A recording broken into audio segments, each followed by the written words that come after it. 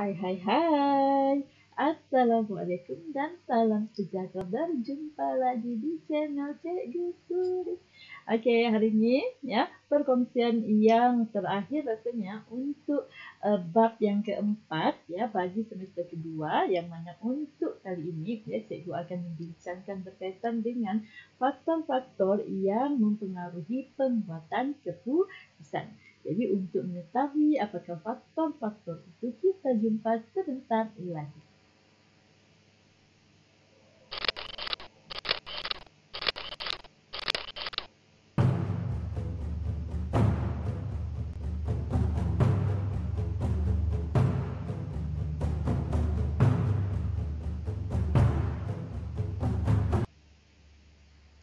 Okey, anak-anak pelajar.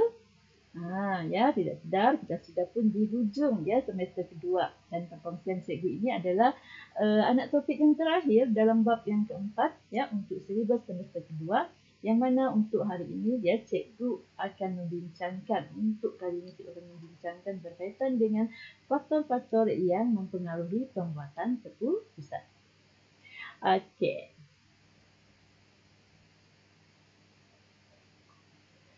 Okey, untuk anak topik ini ya, sebelum kita pergi dengan lebih lanjut, kita lihat dahulu objektif pembelajaran kita. Ya, diharap ya di akhir sesi ataupun di akhir video nanti, para pelajar dapat membincangkan ya pengaruh faktor kedapatan maklumat terhadap pembuatan keputusan. Okey, kemudian membincangkan pengaruh faktor kecekapan pembuat keputusan terhadap pembuatan keputusan.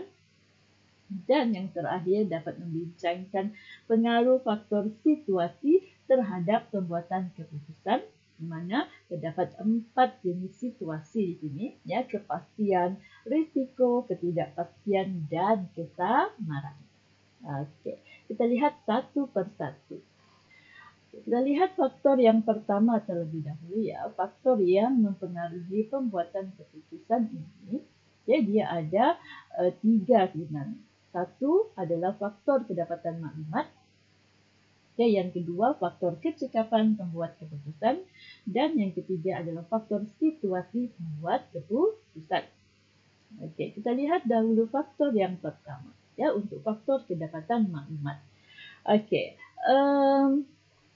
Di sini ya, apa yang dimaksudkan untuk faktor kedapatan maklumat ini adalah apa faktor yang mempengaruhi pembuat keputusan untuk mendapatkan maklumat.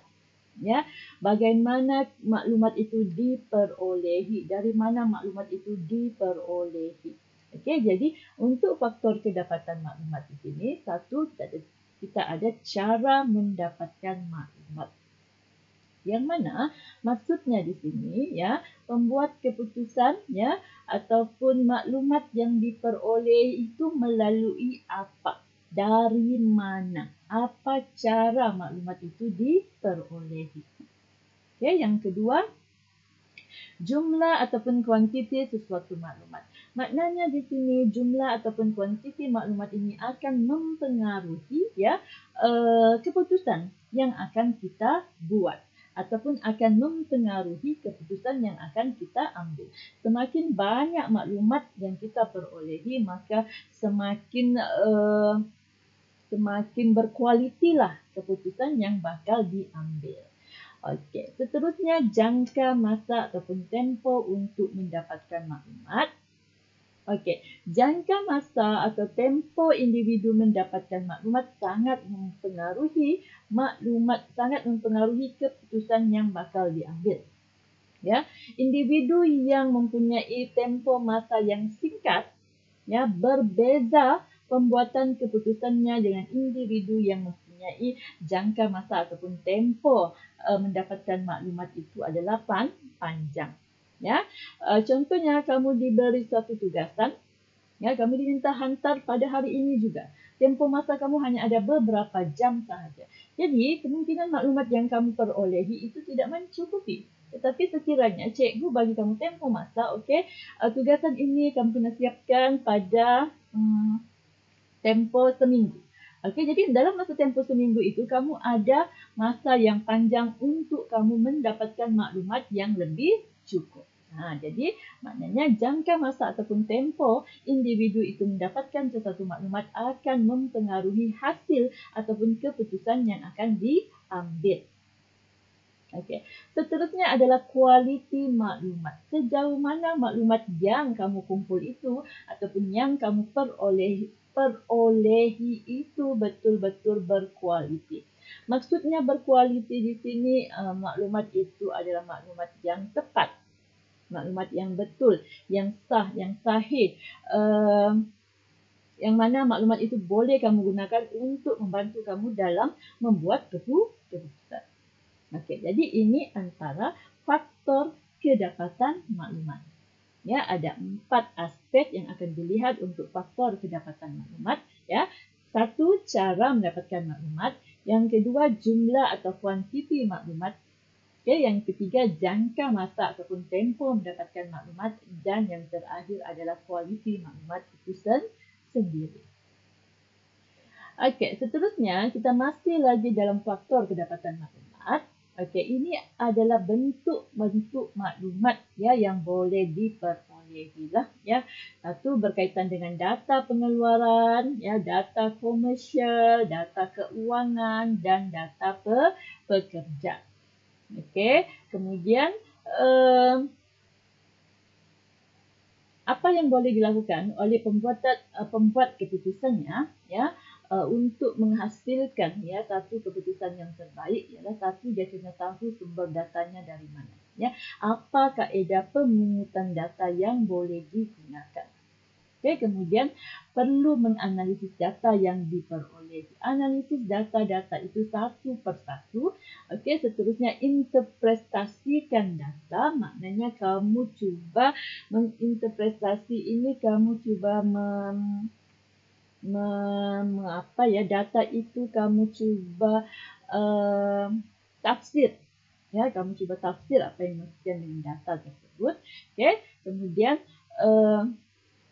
komunikasi dan yang terakhir barulah kamu boleh buat keputusan. Ya, maknanya ini adalah langkah-langkah dalam kamu yang akan membantu kamu dalam membuat keputusan lah ya yang terbaik. Kena tahu dahulu sumber data dari mana, kemudian pungut data, ya, kumpul semua data, analisis data itu, tafsirkan data itu, komunikasikan, maksudnya kamu bawa data itu untuk dibincangkan dan barulah keputusan yang terakhir diambil. Ya. Okey, seterusnya ya faktor kedapatan maklumat ini ya. Untuk faktor kedapatan maklumat ini kita lihat juga kepada kegunaan maklumat tersebut. Apa gunanya maklumat itu dikumpul? Okey, satu, untuk meningkatkan kualiti dalam membuat keputusan. Okey, kemudian boleh digunakan untuk meramalkan sesuatu perkara pada masa hadapan. Okay. Dan yang ketiga, maklumat ini adalah alat pemantauan untuk prestasi organisasi. Maknanya, daripada maklumat yang diperolehi, pihak pengurusan akan membuat keputusan. Jadi, sekiranya maklumat yang diperolehi itu berkualiti, maknanya keputusan organisasi juga akan menjadi berkualiti. Jadi secara tidak langsung sebenarnya prestasi organisasi itu akan dapat dipantau. Yang akan dapat dikawal. Okay, dan yang terakhir di sini, maklumat juga boleh digunakan sebagai strategi menghadapi pesaing. Okay, maknanya apabila kamu ada maklumat yang mencukupi, kamu boleh berhadapan dengan apa-apa situasi yang berlaku di persekitaran organisasi kamu. Okay. Jadi itu untuk faktor yang pertama, faktor kedapatan maklumat. Untuk faktor yang kedua, faktor yang kedua dinamakan sebagai faktor kecekapan pembuat keputusan. Okey, ini dia melihat kepada individu yang terlibat sebagai pembuat keputusan. Okey, untuk faktor kecekapan pembuat keputusan ini, dia terdiri daripada personality. Personality individu itu akan mempengaruhi keputusan yang akan diambil. Ada individu yang terlalu perfect, dia tidak mau ada kesilapan semasa melakukan sesuatu tugasan.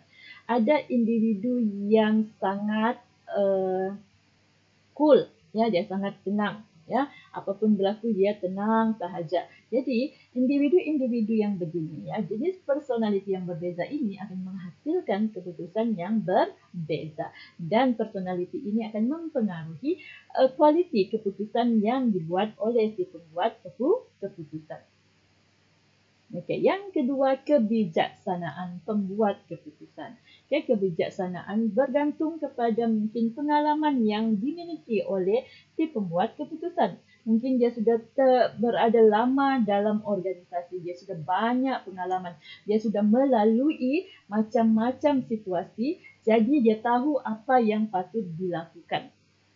Okay, berbeza dengan individu yang contoh pengalamannya baru 2-3 tahun, dia belum lagi biasa dengan persekitaran organisasi, mungkin keputusan yang dibuat juga adalah berbeza. Okey. Seterusnya, nilai-nilai yang diamalkan oleh pembuat keputusan. Okay, ini nilai-nilai individu itu sendiri. Ada individu yang dalam dirinya dia memang tanam sifat ataupun nilai suka memaafkan orang lain. Ya, ada individu yang dia tanamkan nilai suka bersedekah. Ada individu yang dia tanamkan nilai-nilai positif yang lain. Jadi nilai-nilai ini akan mempengaruhi cara mereka membuat keputusan. Okay, kemudian intuisi. Intuisi maknanya gerak hati. Ya, biasa juga kita buat ya keputusan berdasarkan gerak hati kita. Okay, kita rasa apa yang terbaik. Kita rasa apa yang kita senang untuklah lakukan. Ya, gerak hati kita sendiri. Kemudian, kreativiti pembuat keputusan. Kreativiti maksudnya kemampuan individu itu untuk menyediakan ataupun untuk mengeluarkan keputusan ataupun untuk mengambil keputusan ya daripada mungkin keputusan-keputusan yang ada sebelum ini.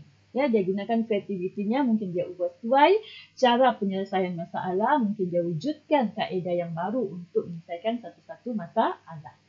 Okey. Dan yang terakhir adalah kemahiran pembuat keputusan tersebut.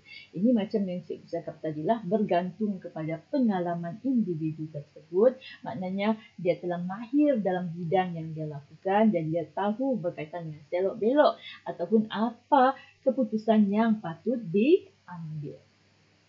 Okey, jadi 6 ini dia merujuk kepada faktor kecekapan pembuat keputusan. Okey, dan faktor yang ketiga yang akan kita lihat adalah faktor situasi pembuat keputusan. Yang mana di sini, faktor situasi ini dia terdiri daripada 4 lah. Ya. Situasi membuat keputusan dalam keadaan kepastian. Okey, situasi membuat keputusan dalam keadaan berisiko. Kemudian yang ketiga, situasi membuat keputusan dalam keadaan ketidakpastian. Dan yang keempat, situasi membuat keputusan dalam keadaan kesamaran. Okey, kita lihat satu persatu. Okay, untuk situasi yang pertama, ya, situasi pembuatan keputusan dalam keadaan kepastian, ini bermaksud, ya, pembuat keputusan dia ada maklumat yang jelas dan hasil dia tahu jelas. Ya, maknanya apabila dia buat keputusan ini, hasilnya akan jadi ini. Okay, dia pasti. Kemudian, maklumat yang jelas boleh diperolehi dengan lengkap dan tepat. Okay, dan hasil yang jelas ini adalah keadaan persekitaran yang stabil dan sasaran boleh dicapai. Ya, maknanya kamu ada maklumat dan kamu tahu hasil kepada maklumat tersebutlah. Ya, contohnya, kamu membuat keputusan, kamu ada maklumat tentang situasi tersebut dan kamu lihat, kamu pasti juga dengan hasil yang bakal kamu perolehi, ya, yang mana hasil itu mungkin kamu lihat daripada keadaan persekitaran pada masa tersebut. Okey, yang kedua adalah situasi membuat keputusan dalam keadaan berisiko. Untuk yang ini, ya, ada maklumat jelas tapi hasil tidak jelas. Okey. Maksudnya maklumat yang jelas ini kamu ada maklumat yang lengkap dan tepat. Tetapi hasil yang tidak jelas ini mungkin dipengaruhi oleh keadaan persekitaran yang dinamik dan sukar kamu jangkakan. Jadi, kamu rasa keputusan kamu itu akan berisiko lah, ya, kamu tidak pasti. Okey. Dia kebarangkalian kegagalan adalah tinggi. Disebabkan oleh keadaan inilah yang mana kamu tidak jelas dengan keadaan persekitaran ataupun persekitaran pada masa itu sukar untuk kamu jangkakan. Okey, seterusnya yang ketiga adalah situasi membuat keputusan dalam keadaan ketidakpastian. Okay, dalam keadaan ketidakpastian di sini, hasil sasarannya adalah jelas tetapi maklumat kamu tidak jelas. Okay, ini disebabkan kemungkinan kamu pembuat keputusan itu dia tiada pengalaman. Okay, ataupun masalah itu adalah masalah yang sangat unik, yang jarang berlaku. Dan kamu hanya ada andaian, ya, yang bisa kamu buat berdasarkan kreativiti dan pertimbangan semata-mata. Sebab itu dinamakan dia sebagai situasi membuat keputusan dalam keadaan ketidakpastian. Okey, dan yang terakhir adalah situasi pembuatan keputusan dalam keadaan kesamaran. Okey, untuk situasi ini pula, ya, hasil sasarannya tidak jelas dan maklumatnya juga adalah tidak jelas. Ini memang maklumat langsung tiada rasanya, ya.